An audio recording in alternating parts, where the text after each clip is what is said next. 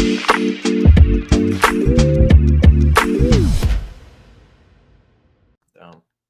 right, hello, and welcome back to another episode of Go Big Orange Friday, where I am still the aforementioned Chase Thomas, coming to you live from Knoxville, Tennessee, Everything School HQ. Also here, he did the tally for that Tennessee Post on the 28 players drafted over the last couple of years for Tennessee baseball. He's run the numbers, and Ryan Schumpert, congratulations on a job well done on you and only you doing the math on how many Tennessee players have gotten drafted, because you were having to scramble and learn all about some of these Tennessee arms that keep getting drafted. So shout out to them. Ryan, how are you? I'm doing well. I appreciate the kind words. If I'm known for anything, it is my math skills. Yes. Great mathematician, as we all know. So yeah, it was some hard work, but nothing too crazy. Big Calc 2 guy. That's right. Did you take math in high school or in college? I would hope so in high school, but did you take it in college? Yes, I took a calculus class first semester, and then a statistics class second semester, and wiped my hands of it. Was done with math. Haven't taken a math class since. There you go. Also here, out there in Greenville, repping the Rockies. He's a big Jordan Beck guy. We'll talk about this. Poor Chase Dollander. Like, I hope he gets traded before, but just honestly the worst situation for Chase Dollander. Like, it really bummed me out. There was another Tennessee pitcher that went to Colorado. Seth Halverson. Yeah. I'm not as worried about him. Like, he's just like Seth. We'll save it. But Dolly going to Colorado bummed me out. I'm not gonna lie. It really bummed me out. Ethan Stone, how are you? I'm doing great. I've had a long day, but I've gotten a lot done today. Productive day. Ready to talk some balls. Were you off again today? I was, yeah. So you're off on Thursdays. Last week you really berated us with how locked into marriage you really are. Like, you made me feel a little insecure about my level of married guy because of what you were bringing to the table last week. What do you have for us this week? Oh my gosh, we didn't really do much Erin works on Thursdays, and then she gets off, and we do, I don't know tonight was, we just ordered a pizza and chilled in, but we have what kind of pizza did you get? Pizza Hut, but that's not my go-to. My go-to is usually Papa John's. Yeah, I don't like Pizza Hut. It was close. Pizza Hut was close. Papa John's far, and we were tired, so we went to the pizza. Well, this is a good. Hold on, that's good. Ryan, quickly, your chain pizza spots in order from best to worst. Papa John's, Domino's, Pizza Hut. That's the perfect answer. He got that exactly right. That's yeah. It depends on my mood. Like, it's either Papa John's or Domino's for me too, but my mood, because I get the New York thin crust if I'm doing Domino's. You do that. Yeah, the thin crust is good there. Yes. Yeah. Papa John's can't Domino's do it, also but has the best cheese. The cheese bread at Domino's is the best of the three, I would argue. It's good stuff. That's not incorrect. I would also say if I want to dip the garlic, though, if I want to go well done, do you know who does it well done? Papa John's, because I like pizza well done, and they do a good job, and I can dip it in the garlic sauce, and I'm just like, but that's heavier. So it just depends on my mood. What kind of mood am I in? But you can't really go wrong. Pizza Hut, you can go wrong, and Ethan Stone will find that out in several hours. No, you can. It's not my favorite. I just needed some pizza. It's 3 minutes away. Didn't want to pay the delivery fee. So. Oh, you even drove? That's the daddest thing. I drove and got You drove to save off the delivery fee? Oh yeah, we God. We look up the promo codes. We drive we do all that stuff. Man. I do there was a promo code for a long time that could get you 35% off any carry out order at Papa John's in Knoxville. Worked for like 18 months at least, and yeah, I was always going carry out. I mean, 35% off for the carry out. Got to. Look at this guy, Ryan. Look at him over here. He's been looking up. You're giving me all kinds of anxiety for the good folks on YouTube.com. Ethan Stone's trying to create a whole hazard and die on screen here because the man is he's committed to the bit of putting some albums right above his head for a podcast. I mean, that's not all heroes wear capes, Ryan. That's exactly right. Ethan's Ooh. proving it tonight. Well, here you go. I'll wait on Ethan real quick. You're you're wearing a Here we are. Seinfeld t-shirt for the good folks on YouTube.com. 1 through Ooh. 4. Rank the Seinfeld Oh, characters. that's 3 and 4 is easy. Jerry, Elaine. Wait, do you have Jerry above Elaine? I do have Jerry above Elaine. Interesting. I gotta go with my guy Cosmo. Cosmo Kramer 1, and then George 2. But man, I mean, you really can't go wrong with any of them. But I mean, George and Kramer, it's neck and neck at the top for those two. I haven't Ethan, watched what about that you? much Are you a Seinfeld guy? I haven't watched that much Seinfeld, but I like George. I mean, it's just this. My family has this thing around Christmas. Every year, every single year, we watch the Festivus episode, and that's Fantastic. that's all you need. I feel like. As I was raining blows upon his head, I thought there has to be a better way. Yeah. Incredible. That's incredible. Why am I blanking on her name? Hold on. Let me see. Why am I blanking on this? I need to. Oh, never mind. Curb. I'll do mine real quick, because I know Ethan didn't do Curb. If you didn't do Seinfeld, you're definitely not getting in the weeds on Curb Your Enthusiasm. But Curb, like for Seinfeld, for me, it's still probably. I think I'd go. He just has more hits.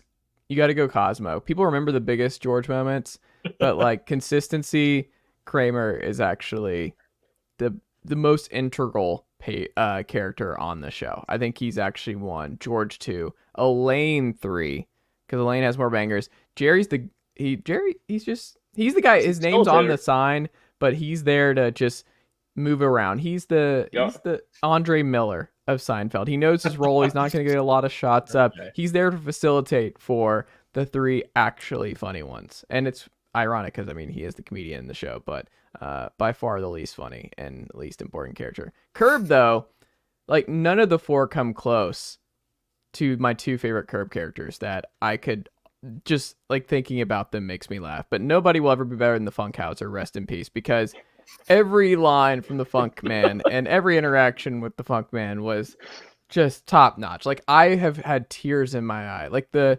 joke that Funkhauser actually gives Jerry Seinfeld like I still just I'll start cracking myself up just thinking about it. And then Susie is just unbelievable. Susie is top notch. Anything Susie is just 10 out of 10. Would watch anything with Susie. I mean, there's so many hits with both of them, but the 2 that come to mind with Funkhauser, him battling as Larry tries to take his yarmulke off outside the Palestinian chicken place. We be proud Jews in the parking lot. Let's not be proud Jews in there. And then the Susie episode with what's Susie and Jeff's daughter? I don't know. I'm blanking on her name, but her doll. When they steal the doll head and they pull back into Larry's house and Susie's just waiting for him. I mean. One of the greatest rants. What did you do? Right, you sick. Oh, it's so good. Ethan will just send you videos of both. Of both of those when we get done because they're just they're fantastic. I'm behind. And Susie being so great makes it like when Mrs. Black marries Larry and just cusses Susie out at the front door is one of my very end of one of the seasons. Yeah, yes. Season 7 or 8. Oh my god, incredible! Who the fuck you think you talking? My man. Yeah, and Susie's face is just great, but that only works because you've known Susie for so long. It only works because of how great Susie is. It's just I love that show. Curb Your Enthusiasm. It's a great show. Also Seinfeld, another great show. It just depends what kind of mood you're in, but both are great. Ethan, highly recommend. You need to go check out some Curb. I gotta get on Curb. I've watched enough Seinfeld, but I haven't watched enough Curb Your Enthusiasm. I got to get on that. A lot more time commitment for Curb. I will say that, but I'm glad it's coming back. Larry should just keep doing it until he's really just not having fun. Because even like the non-banger episodes are a good time. It's a good way to spend 30 minutes. Well, the good thing about Curb when you're watching that is that you can go a season at a time. Like you can watch a season of Curb, completely stop, go watch something else, come back, watch a different season. They tie into plot really well. Just one season at a time, and nothing really, for the most part, nothing really matters that carries over season to season. For sure. Which naturally leads us to the Tennessee Vols. Many are saying this is the natural transition. What a segue. It's just a natural segue. I'm a professional, guys. Vols football. First question. We'll throw it to Ryan here. Buy or sell? I was thinking about this today. Ole Miss will be better than UT this year. Why or why not? Because there's a lot of people kind of pushing back against where Ole Miss, they felt like they had a worse year than they did last year, and they still went 8-5. And I think if you just asked me, I would say 7 wins, 7-5 in the regular season. It felt more like, but Pete Golding coming in as DC, still a lot of transfers. Best running back in the conference. Jackson Dart, people still forget, was a highly talented player. Coming from the West Coast, year 2 in the system. He didn't start the year as QB1. Like, there's some ways to sell Ole Miss being better in year 2, and if they're better, it's like maybe 9-3. I don't know. Like, I just been going back and forth on this. What do you think about Ole Miss in terms of Tennessee this year? I would side with Tennessee being better, but I mean, it does feel Ole Miss to me is one of the more fascinating teams in the league, and I would side with Tennessee because I still think the talent level is better at Tennessee, and probably some recency bias here of just seeing what Tennessee was last year compared to how Ole Miss cratered in the year. But to me, Ole Miss is going to be one of the more fascinating teams in the league because of what we were just talking about, the fact that they were good for the first 2/3 of the season. I mean, till about halftime of that LSU game, which I want to say was the last week of October, or maybe second to last week of October. I think Tennessee played UT Martin that day. So second to last week of October. And then from there, I just feel like they cratered, and certainly the schedule was back heavy. But there is some good pieces there, and to me, it's the quarterback spot. It's 2 things to me that makes it really interesting. It's the short term is quarterback spot. You talk about Jackson Dart. Jackson Dart did not. Lane Kiffin does not seem like someone who wants Jackson Dart to be a starting quarterback this year. Maybe I'm wrong about that. I'm not inside the Ole Miss program. That's some speculation from afar. It never seemed like he was overly happy with him last year. He brings 2 transfers in this offseason to compete with him. I was always a Spencer Sanders guy in the portal. I think he's a solid player. So I think there's just a lot of intrigue there. But if they get that spot right, Jackson Dart was not very good last year. If they get that spot right, the pair with the run game that was really good, all of a sudden you got an Ole Miss offense that's really, really dangerous and a team with a pretty favorable schedule that, easily can go 9-3. I think long term, what's fascinating there is if things don't go that way, you have a situation where Lane Kiffin spent a lot of last year ostracizing the Ole Miss fan base for not showing up, flirting heavily with the Auburn job, seemingly wanted the Auburn job. And, I think he was offered it, and maybe some family ties kept him in Oxford. But he did all of that, got a massive, massive raise, and finished last season horrifically. So all of a sudden, you go into this year with a coach who, obviously, I think every Ole Miss fan's happy with Lane Kiffin, but you don't have a great taste in your mouth from how last season ended. And then you combine that with the fact that he flirted to go to one of your rivals. He just got a lot more money. And all of a sudden, if Ole Miss doesn't play very well on the field this year, I think that could make for kind of an interesting dynamic here. Again, probably nothing plays out there in the short term, but to me will be something interesting to watch long term wise. Do you agree? Yeah, I think Ryan was pretty spot on with it. It's kind of similar in Tennessee in a way. The question number 7 with Joe Milton, and then the question about Jackson Dart. I was going to bring that up, exactly what Ryan said. If Jackson Dart / Spencer Sanders, weirdly enough, Ryan said literally everything I was going to say, because I also like Spencer Sanders a lot. I think he is being very undervalued out of the transfer portal out of Oklahoma State. I think if Kiffin can figure out the quarterback situation, and there's also a second part to that where there's a lot of transfers, obviously. I mean, Lane Kiffin has kind of deemed himself the portal king, I feel like. And their 2 top wide receivers are going to be probably transfers. There's that UTSA guy, was that Franklin, and then blanking on the other guy. But their top receivers are probably going to be transfers. Now, of course, Judkins is going to be the guy there, offensively for that. But so you talk about the offense and you say, are they going to take enough, I guess, of a leap to rival Tennessee? Because I would agree that Tennessee is going to be better than Ole Miss this year. I'd say Ole Miss is probably going to be 5-6 in the SEC, right next to Texas A&M. But I mean, another question you got to think about is what is Pete Golding's squad going to do on defense? Are they because they lose? I think it was 3 or 4 games to end the season last year. Arkansas being one of them, where they I think gave up like 42 points or something like that. And it's like if you're giving up 42 points to Arkansas, you got to fix something. Now, I believe the defense has like 6, 7 starters returning. And, that's good. And you add Pete Golding, that's good. But you still kind of have the question there. I mean, if you're really going to be a top 4, top 3 team in the SEC and be going against Tennessee, who's going to have a lot of, not a fantastic defense, but a lot of returning starters on defense, then you kind of have to start getting some consistency there, I feel like, for you to be, that high up. And then, I mean, you're just going to keep going back to this quarterback question as much as you can. Halfway through the season, is Jackson Dart still going to be the signal caller on, when the game rolls up? Is he going to be the starting guy, or is Spencer Sanders eventually going to take over? Because, there's the old saying that if you have 2 quarterbacks, you don't really have one. You can agree with that if you want to. But, Ole Miss is definitely looking for someone to lead their offense right now. And I think, if you just hand the ball off to Judkins and hope the offensive line and he can go for another 1,500-yard season, 1,500-plus yard season, then the one-dimensional offense I just do not think is going to work in the SEC, especially if it didn't really last year. I mean, you had better receivers last year. You had, granted Jackson Dart coming in the first season, maybe he'll have a little time under his belt to get something going there. But they have too many question marks is, I guess, a long-winded way to say that to me. Whereas Tennessee still has their question marks. Obviously, Joe Milton up at the top. Is he going to be the guy that can kind of take the shoes for Hendon Hooker? Are people going to be able to fill in for Cedric Tillman and Jalen Hyatt? All that. But I just think Mississippi, Ole Miss has more of those questions. And, that's just harder. It's harder to come in with new defensive quarter, a lot of changes on offense. And I don't know. I think it'll be Tennessee, probably around the 4. And then, like I said, Ole Miss around the 6 or the 7 spot in the SEC.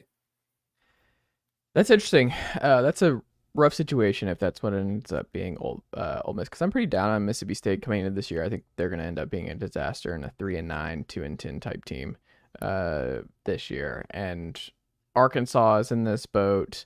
Ole Miss is right there. Auburn, I think, will be right there. What they look like in year one for Hugh There's Freeze. A lot of them, right? I mean, Auburn, right. Kentucky, South Carolina, all of those I feel like could be contending with Ole Miss in that kind of middle region of the SEC. For sure. Braylen Russell, is he a huge get in this cycle? He's going to announce on Friday night, so good folks are hearing this on Friday morning, ahead of his announcement here. It's gone back and forth. Wilt Fong had a crystal ball this week that sent Vol Twitter into an uproar when he crystal balled the Arkansas native Braylen Russell to Arkansas. It's been down to Arkansas and Tennessee for a while now.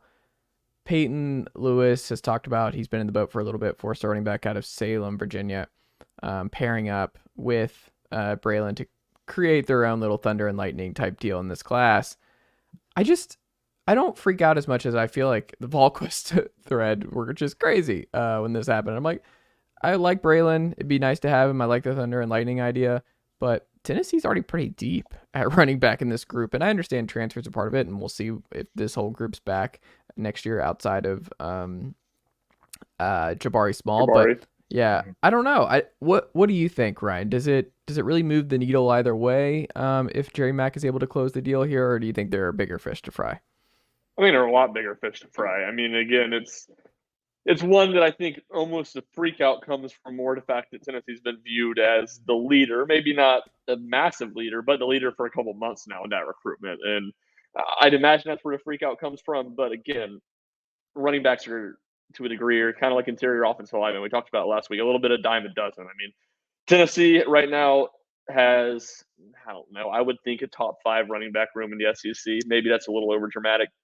3 stars. Jabari Small is only on campus because Tennessee wanted to get Omari Thomas, who was one of his good friends and played at his high school. So, and he's been a good player. So to me, it's just you can find a lot of good guys at that spot and plug them and play them, and they'll look good in really any offense, but Tennessee's offense in particular. And then the second factor is the fact that Tennessee already has Peyton Lewis. I mean, that's to me a better fit in Tennessee's offense. To me, he projects as a better player long term. And the fact that you have him combined with what's already a pretty young running back core on Tennessee's campus, to me, it would be kind of foolish to panic if Tennessee didn't land Braylen Russell, or same time throw a parade if Tennessee does land them. Yeah, I don't know. When you look at it, Ethan, are you pretty set on where things are at? And if it is just Peyton Lewis, are you just like, they'll find another 3-star whoever and they'll make do? Yeah, if you had asked me that, I was going to emphasize Ryan's point that, I mean, it's totally plug and play, especially for an offense like Tennessee's where it's so based on tempo. I mean,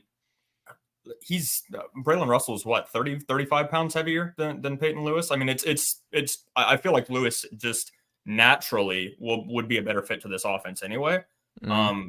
I mean, you lose out on Russell, you just move on to the next guy because you have 1,000 running backs in this room, and as I've said, as Ryan has said, as you've said, it's just you put whoever can go in there, and I think Peyton Lewis is going to do a good job of that. Yeah, I think it's just plug and play. This is a pretty deep room right now, and I don't think they're going to have problems running the football regardless of whether or not they get Braylen. I hope they get Braylen Russell because I like that idea of those two, and it's just more talent. You can never go wrong with more talent. It's not the end of the world for me. Was Russell committed to Arkansas? I think I saw something on that. Yeah. He was committed to Arkansas like last year, and then he decommitted. That's why it would be so unprecedented, right? Where I would many find guys that a who little decommit strange. and then stay with that and then recommit. Yeah, you're correct. That's weird. Yeah. I don't know. We'll see. How big, though, and sorry for the pun here with an offensive lineman question, Ethan, but how big of a commitment? We talked about it last week with Ronan O'Connell not picking the balls, and now Ronan, and whether they like it or not, Ronan O'Connell and Mr. Satterwhite are going to be looked at side by side for the next 3 years. Like, these two are not going to be able to escape each other, and they didn't do anything but it's just unfortunate that this is going to be a talking point and something that keeps with them for the next several years of their college careers is who made the right call, the pressure of did Clemson see, who did the right eval here, and who won this one. And I was listening to Ryan Callahan on Go Vols 247 last week talking about it, and it was pretty interesting, Ethan, when you think about William Satterwhite has more upside. He's the higher ceiling guard, but Ronan O'Connell's more of the plug and play, ready to go right now guard. And you're like, okay, so it's more of a development, but I look at it more of, hey, just get the talent in there, and I would rather have the big swing talent over the ready to work guy for the offensive lineman, because we've seen Glenn Ellerbe develop those 4 and 5 stars really well, and just give him talent. I'm not really worried about he's not ready to go in year one and ready to play as a freshman. That's the best thing about Glenn Ellerbe being your offensive line coach, is that he will develop him if given time, and give me the high upside guy with him every single day, because he'll get the most out of a 3-star any day. I'm not really worried about that. Yeah, and not to mention too, I think I've read a couple things on Satterwhite. Obviously, I'm not an expert on offensive line by any means. I'm far from my body type, far from my area of expertise here. But all of our body types, three offensive linemen on this podcast. Yeah, exactly. The thing I've noticed when I've been reading about this guy, about Satterwhite in particular, is he seems to fit. I think I mentioned this a little bit last week, actually. He just seems to fit Tennessee's style more. He's very good right off the bat, get the first initial push, and then after that, that's kind of where his weaknesses, I guess, I just did air quotes, weaknesses would arise after that. Compared to, I'm not going to act like I have a full scout on O'Connell, but I think his thing is more kind of physicality, where Satterwhite's is technique, starting off, get the initial push, and, we move on from there, which Tennessee's offense, after the first couple seconds, the ball's out anyway. I think that's the thing that Tennessee has kind of liked with Satterwhite. And I mean, it's always just good to get another offensive lineman in there, and I'll just keep it at that. I agree. Ryan, Vols basketball, Chris Ledlum enters the portal. We talked about this in the group chat. I was just talking to a friend of the pod, friend of y'all's, Will Warren of statsbywill.substack.com about this earlier today. And I wonder if you share our perspective here. I just looked at it as this is a win of cleaning up, and I don't mean cleaning up in a negative sense. I mean organizing this roster more in a way that there were already going to be a lot of mouths to feed in this group.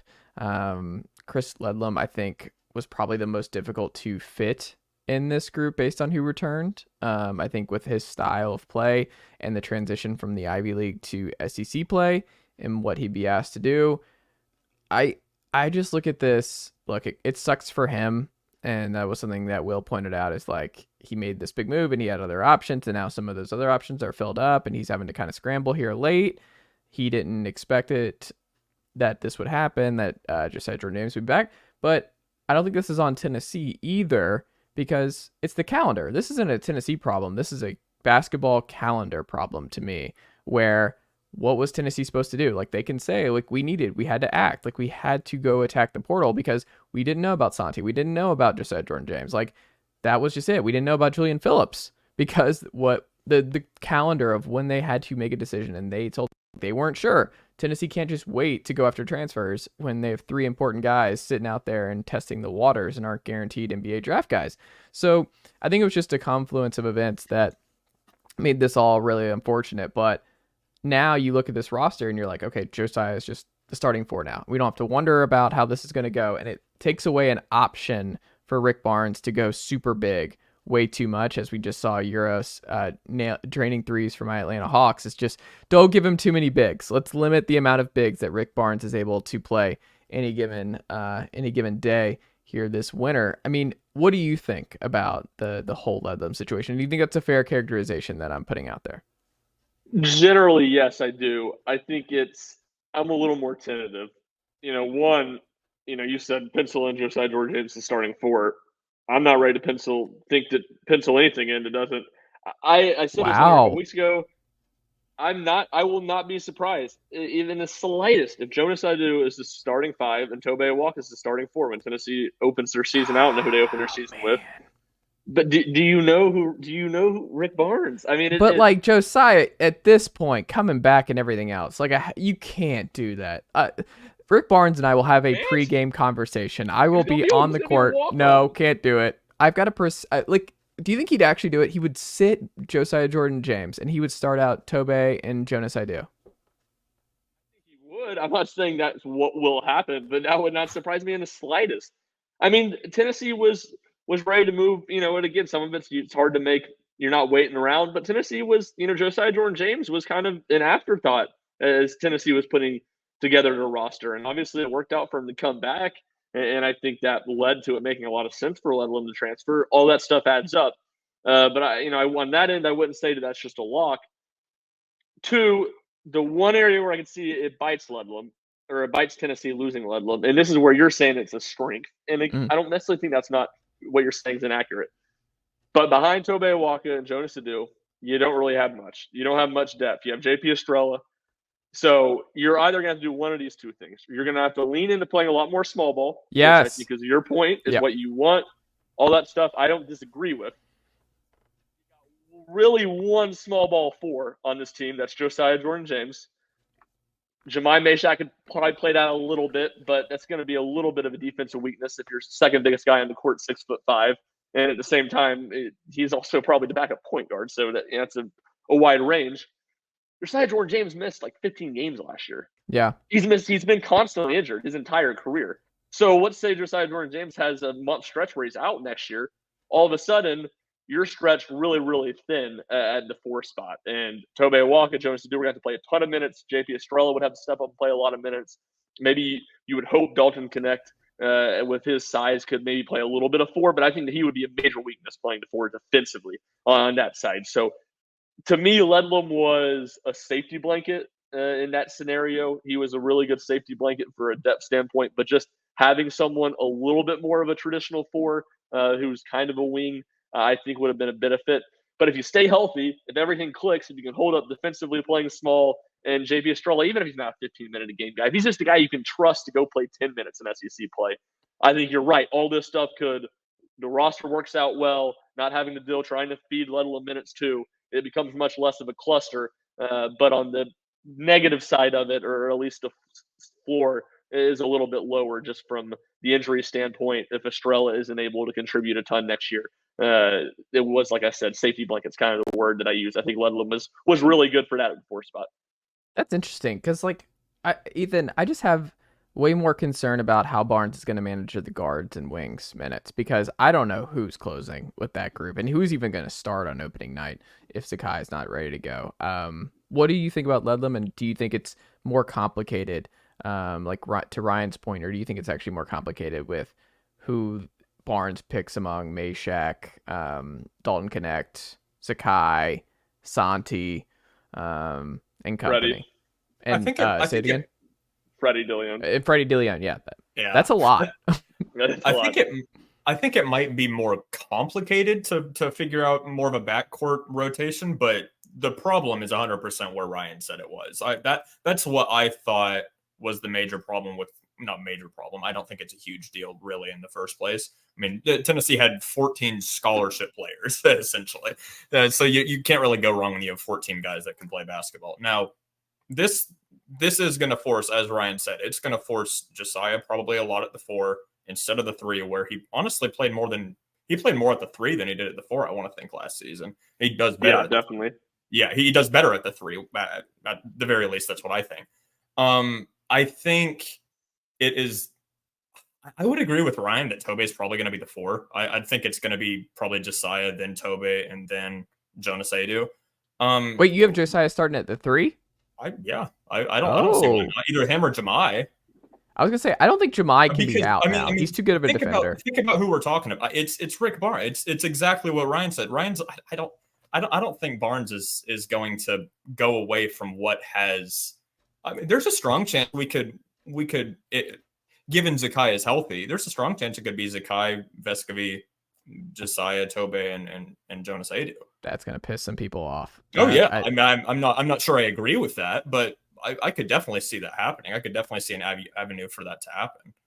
I don't see an avenue where DeLeon does not have a major role. So like I just think they're gonna need his offense so much, and he is going to need. They need one of his and Dalton's offense is the thing I keep going. You need one of those guys to be able to step up and be 13, 12 points per game, can match Santi's offensive production.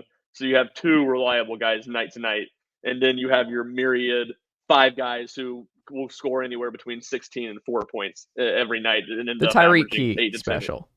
Yeah, a little bit better Tyreek Key. What Olivia, like from a scoring, not like a position standpoint, from a scoring standpoint, what Olivier has given Tennessee, what Josiah has given Tennessee, what's guys of that kind of realm have given Tennessee.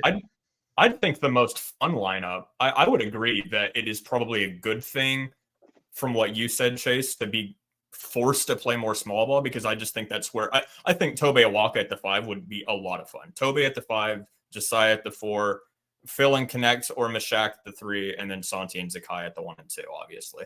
That would be the most fun, but do I think that's what's going to happen? Probably not. I think Barnes is just going to stick to what he is comfortable with, and I think, honestly, it's going to be difficult. I wouldn't say especially now, but I think it's going to be difficult for any of the transfers to start immediately.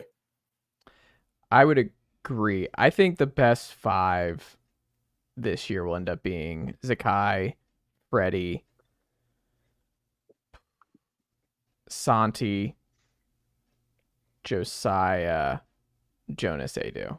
That 5 will be the best minutes wise. If I do a plus minus, my guess of like what's the most effective lineup and probably what should close in a lot of important close games, I would lean that way. Meshack's like I think you start Meshack to keep him engaged and everything else, but if the offense isn't there, I just don't think you can close important games with Meshack and Adu or Tobe. Like I just don't think you can get away with that, 2 non-shooters really. Like in games if you can avoid it.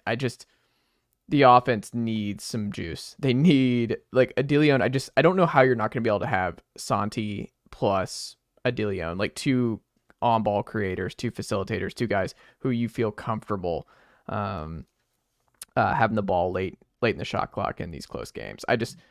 It's not Sakai. Like it's just not. That's not his thing. He dribbles around. He'll find it. He's looking for someone to dish to. Zakai does not want to be the guy. Zakai is awesome for a lot of reasons, but that's not one of his bread and butter. This is all going to be fun to watch play out, right? Like I don't have an answer fully, but I'm still fleshing this out with you guys. Is anything coming out about where Freddie is going to play? Because I've seen anywhere from 1 to 3. Is he big enough to play 3? He's like 6'3".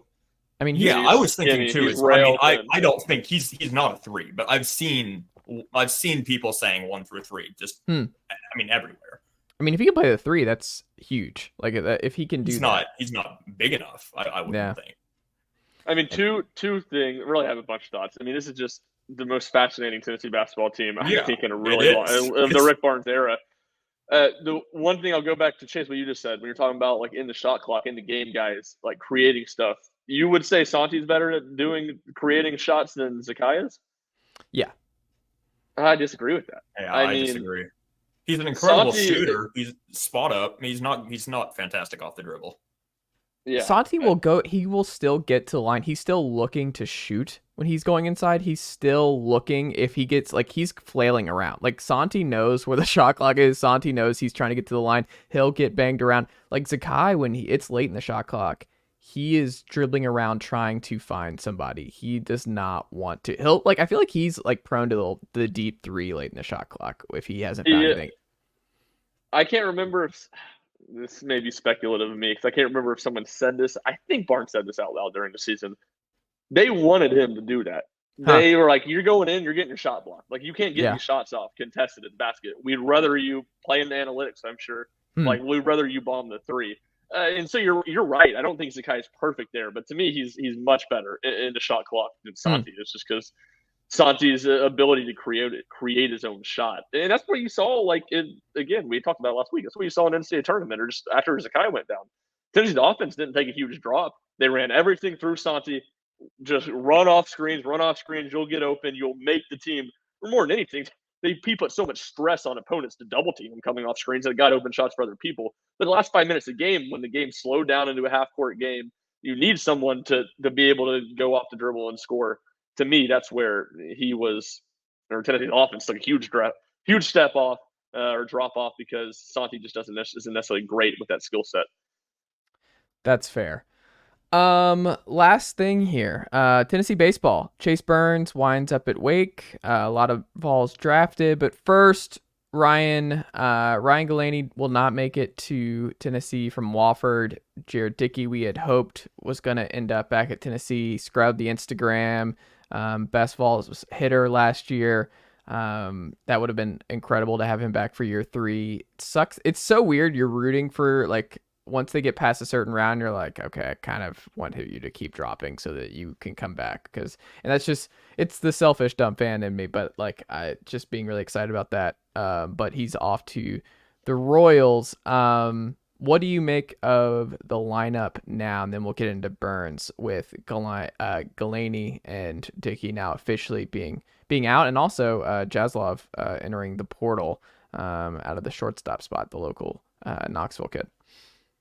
Yeah, I'll start with the shortstop question, and to me that was a really surprising that he entered the portal, just because. Granted, I think people are higher on Kindro. But when you look at, they both got decent opportunities this year. Obviously, neither of them were starting shortstop, but decent opportunities when Malley was out early and then on and through the season. The production was similar there. Jaslov was the one on the active roster in the postseason, not Kindro. And while I think Kindro's ceiling's higher, to me that was surprising. And Tennessee has been in preliminary talks with some shortstops in the portal, but nothing ever has gotten super serious there. I know there's some interest in the Luke Hill kid from Arizona State who entered the portal yesterday, or maybe it was this morning. But again, that's very early on. We'll see what happens. He's from Baton Rouge, so I have a hard time thinking that's not going to be where he ends up. And again, it just doesn't feel like that's a huge point of emphasis for Tennessee, which puts a lot of trust in Kindro. And then they do bring in a ton of really, really good middle infield or prep middle infielders will be a freshman. Again, I have a hard time seeing those guys starting at shortstop as a freshman, and obviously Carson Rucker will likely sign, and he was probably the best of that bunch. But to me, that's fascinating. That's kind of where things stand at shortstop. The pieces. Well, I think hold on the Rucker thing. Do you think his brother being a really great ball is going to weigh on him? Do you think his brother's going to push for him to like your value's not going to go down? Like if you're Carson Rucker, it's not like you're not walking into one of the 3 best college baseball situations, and your brother is a VFL, and you're obviously an instant intriguing guy who's going to get drafted later on. I don't know. What do you think? Yeah, I think that was kind of a hope from Tennessee's standpoint that would play a part, and we'll see. Obviously, he hasn't announced any intentions to sign, but you just don't see many guys, high school or not, get drafted that early and not sign unless they're, a lot of guys will come in and say, if I don't go first round or go first or second round, I'm not going to go. But guys that don't come out ahead of time and tell franchises that, which Rucker didn't do, again, I don't know. I don't have any true inside information on that, but I just have a hard time thinking he won't end up signing. Is the Tigers, though. Not a great track record right now. Like, just like, hey. Stuff. Detroit. I guess I'll be in the farm system, but still. Yeah. Chase Burns winds up at Wake, though. Everyone wondered, like, from the get-go, TCU, LSU, and then for the last week, we were like, oh, he's coming back, because a lot of people were like, oh, he's still sitting out there. Could he come back? And then no, Chase Burns winds up at Wake, where he'll form a very good starting rotation once again at Wake Forest. Ethan, what do you make of Burnsy winding up at Wake? And is it better that he's out of the SEC and did not wind up at LSU or at TCU? Do you think it's the best case scenario for this situation? I think it's nice that he's out of the SEC. I mean, you wouldn't want Tennessee fans to be rooting against him unless he's playing someone from the SEC. I feel like hold on, let me stop Wake you right Forest. there. Wake Forest kind of took me by surprise. Wake Forest did. I made a joke with Ryan that I figured out that happened like right before we started recording. I didn't even know Chase Burns had gone to Wake Forest. And I feel like the reason I didn't know that, because I'm like fairly in the loop. I'm not really a college baseball person, but I'm fairly in the loop with it, following it on Twitter, is just because I figured TCU and LSU, with especially LSU, as of right now, I feel like that would have been, just a good place for him. But like you said, Wake Forest is going to have a strong starting rotation. I think who's that top guy? Rhett Lauder, I think, that just went kind of top 10 out of, was that Rhett Lauder out of Wake Forest? I couldn't. I think he went top 10. He went like top 20, right? Did he go? I think he was top 10. I think he went before Doe. Am I imagining that? I remember writing a story about him, and SDS, we only write stories for the top 10 guys, so I want to think he was like 6 or 7. Anyway, not a huge deal. Picks for it, though. Yeah, but that's what he wanted, right? He went 7, yeah. I'm not gonna act like I know. There, Chase. Yeah, I'm not gonna act like I know everything about Chase Burns's reasons for transferring to Wake Forest, but you know that he wants to start. You know that he wants the main, the big show, and Wake Forest, you can get that. There you go. Ryan, what do you think? Now that Burnsy is, I don't know why I keep calling him Burnsy, because I think Vitello just calls him Burnsy. Tony calls him Burnsy, yeah. And it's stuck in my head. Like, I just have heard so many interviews with him just like, Burnsy. And just the way he says it, it's just like stuck in my head. I can't refer to him as anything else. But now that he is officially not going to be in this rotation next year, what does it look like? Is there anyone else in the portal that Tennessee could look to add? What does it look like going into fall ball here for Tennessee's rotation? Yeah, I followed up on that again today, actually, if there was anyone other than, blanking on his name now, the kid, Luke Holman at Alabama. Obviously, that's been the target Tennessee's been after it a while, and I was told no. It's basically Luke Holman or bust right now at the pitcher position. We'll see, if they miss on him and another name pops up or someone's still out there, maybe Tennessee will look differently. But that's kind of the one name to know at the pitcher spot right now. And it's, I think obviously Drew Beam is going to be a weekend starter. I would guess the Friday night guy. And then there's going to be a lot of competition with what you have on the roster. Nate Snead, the Wichita State transfer, I think we'll be right in the thick of that. AJ Russell, I think will have a great chance to be a weekend starter. He was really good in every opportunity he was given this year. He's got big time transfer stuff. Y'all know, or at least Chase knows. I don't know if Ethan knows, but I'm a huge Wyatt Evans guy, a left-hander who was going to be a sophomore this year. Would have been by far their most used left-handed guy out of the bullpen. I think one of their best bullpen guys if he was healthy. He had the red shirt with injuries. I think he'll be in that competition. He might be next year's Andrew Lindsay. He could be. Aaron Combs, I think, will be involved in that. And then, it's always hard for freshmen to come in and start. But, one of the big wins for Tennessee in the draft was that Matthew Dallas, a 6'5" lefty from out in West Tennessee. It was a big, big concern that he would sign. He is not signing.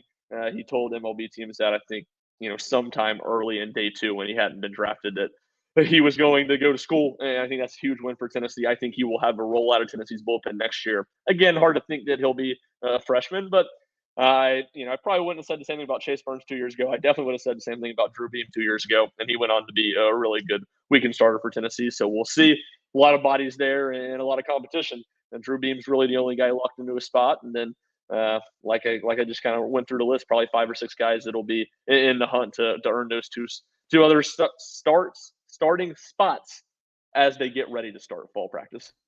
Unless Holman winds up in the boat. What would you say? Is it over 50% Holman doesn't wind up here? Or what do you think? Is Drew Beam going to be enough? Over 50% that he doesn't end up at Tennessee. That was a really weird thing. Yeah. I would put it under 50% that he ends up at Tennessee. Okay. But I would say there is as good as a chance of him going to Tennessee as there is of him going to any other school, is how I would put it. But he's going to go on visits. So, that one, again, feels like you kind of got your preliminary favorites, the guys at the top right now. But I think there's a lot of room or a lot of time for his opinion on his options to change and to form before he makes his final decision. There you go. Ryan, Ethan, thank you as always. Ethan, what can the good folks check out from you and the team over at Saturday Down South this week? Yeah, full swing talking season. We don't really have anything big on the horizon. SEC Media Days obviously is upcoming. I guess that's pretty big. But Big Ten Media Days is kind of going to be in the same boat around there. I'm not even going to go there. But we'll have coverage the SEC and Big Ten Media Days, and then the rest of it just recruits. Stuff like that, top 3s, top 5s, all that fun stuff. We'll have full coverage of that. And then daily columns that are 4 sites. There you go. Ryan, what about you over there at Rocky Top Insider this week? I was inspired by our conversation a few weeks ago when we talked about the freshmen most likely to make an impact for Tennessee. So I today wrote a piece just with the 5, ranking it 5-1 to me the most likely freshman to have an impact this year. Threw some honorable mentions in there too. So I think I got 9 names on that list as a whole. So got that. Obviously, plenty of baseball stuff, kind of debriefing the draft. Some UT basketball stuff. Obviously, Chris Ledlum. Tennessee's going to have a couple media and practice availabilities for us before they take off for Italy at the start of August. So we'll have stuff from that. And again, next week, SEC Media Days, I will not be in Nashville. Actually, I'm in Nashville right now, but I won't be in Nashville next week. But Rick Butler and Jack Foster, friend of the program, will be holding it down for RTI, and we'll have plenty of content from that as well. There you go. Ryan, Ethan, thank you as always, and I'll talk to y'all next week. Well done, nephew. Chase Thomas Podcast. Hell yeah.